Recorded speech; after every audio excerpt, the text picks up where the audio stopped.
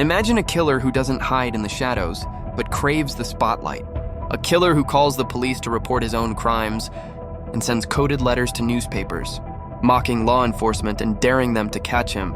In the late 1960s, the city of San Francisco wasn't just facing a murderer, it was facing a ghost that wanted to be famous. He didn't want to kill silently. He wanted to become a legend, and for more than 50 years he succeeded. It all began on December 20th, 1968, on a quiet and lonely stretch of road called Lake Herman. Two teenagers, David Faraday and Betty Lou Jensen, were on their first date. They were searching for peace, a private moment away from the world. Instead, they found death. Out of the darkness, a man stepped forward. There was no robbery, no argument, no warning. Within minutes, 10 gunshots shattered the silence of the night. The killer vanished into the California fog, leaving behind no fingerprints, no clear motive, and no real clues. Police believed it was a random act of violence. They were wrong. This was only the beginning. Months later, something far more disturbing happened. 3 major newspapers received nearly identical letters. Each letter carried a threat, demanding publication on the front page. Inside was something even more terrifying, and a cipher made of 408 strange symbols. The sender promised a killing rampage if his demands were ignored. When the code was finally cracked by his schoolteacher and his wife, the message shocked the world. The killer claimed he enjoyed killing people. He believed humans were the most dangerous animals of all. There was no confession, no name, only a symbol, a circle crossed with a line. From that moment on, the ghost had a name. The Zodiac was born. The Zodiac was no longer satisfied with hiding. He wanted to be seen. On September 27th, 1969, at Lake Berryessa, a young couple was enjoying a peaceful afternoon picnic. Suddenly, a man appeared. He was wearing a black, square-shaped executioner's hood with the Zodiac symbol stitched onto his chest. Calmly, politely, he spoke to them. He tied them up. Then he attacked.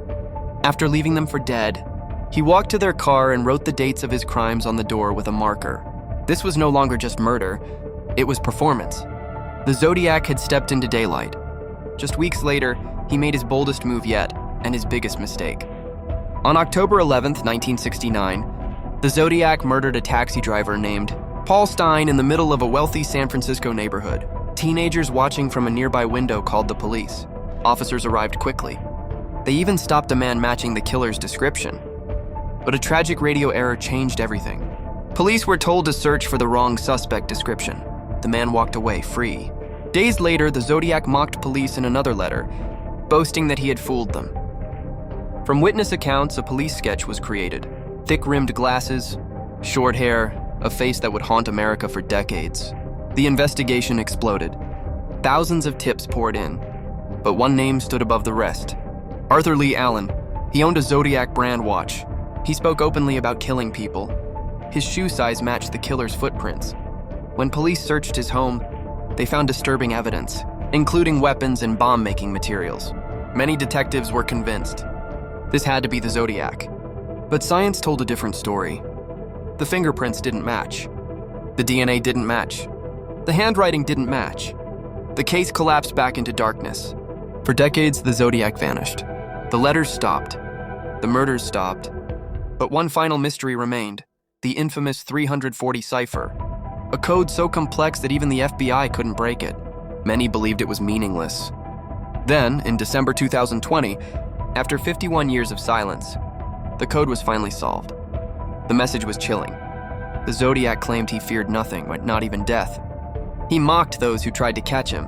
Even after half a century, his voice returned from the shadows. In 2021, a new group of investigators, known as the Case Breakers, claimed they had identified the Zodiac as a man named Gary Post. They pointed to scars, military history, and hidden clues. But Gary Post had already died. If he truly was the Zodiac, then he escaped justice completely. He lived a normal life, growing old while the world searched for a monster hiding in plain sight. So who was the Zodiac? Arthur Lee Allen? Gary Post? Or someone whose name we may never know? The terrifying truth is this: the Zodiac may have won. He wanted to be remembered, and he is. He wanted to remain a mystery, and he has.